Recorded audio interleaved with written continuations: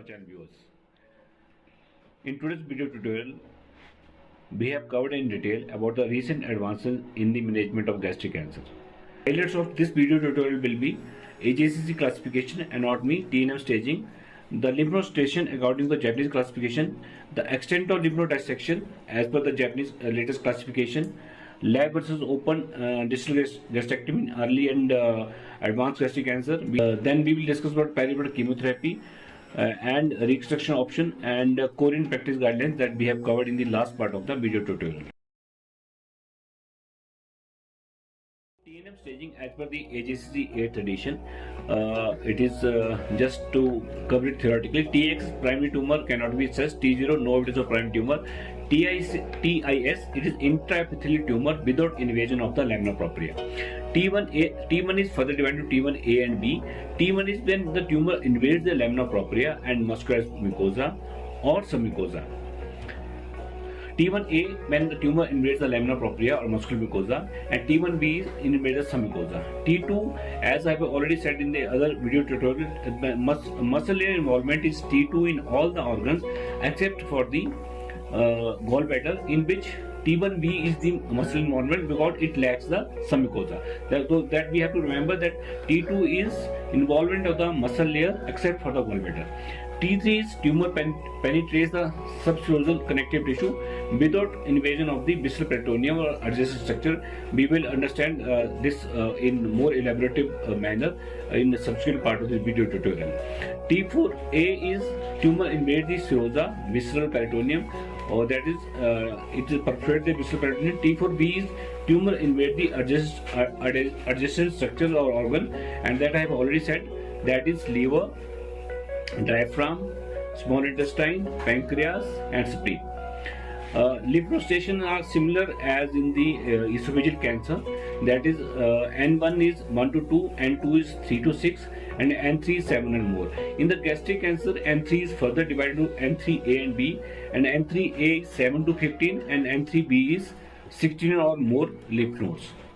So this is the pictorial representation. T1A invades the lamina propria. We have highlighted the different layers, that is lamina propria, muscular mucosa, submucosa, muscular propria, subserosa and serosa.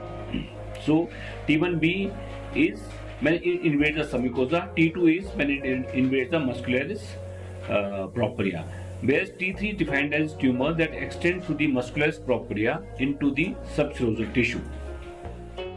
So that this is important part that we have to understand, that T3 invades the subserosa, but serosa is not perforated.